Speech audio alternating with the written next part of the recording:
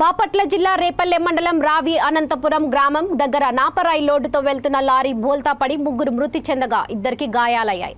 Driver నిద్రమత్తులో ఉండటమే దీనికి కారణంగా చెబుతున్నారు. మరణించిన కార్మికులు రెంటిచింతల మండలం పసర్లపాడు గ్రామానికి చెందిన నాపరాయి కార్మికులుగా గుర్తించారు.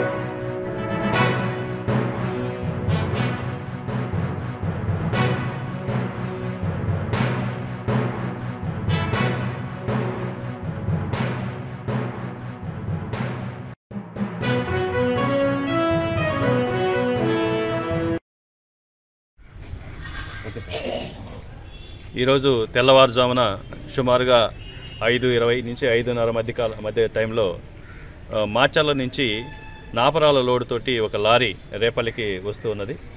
రేపల్లె మండలంలో రావి అనంతపురం గ్రామానికి చేరుకునే సమయానికి సుమారుగా 5:20 నుంచి 5:30 మధ్యలో ఈ డ్రైవరు నిద్రమత్తు అనుకుంటున్నాము. తన నిద్రమత్తులో తన డ్రైవర్ లారీని అజాగ్రత్తగా నడపడం వలన రోడ్డు పక్కన కాలువలోకి వెహికల్ టట్టిలైపోయి పడిపోతుంది.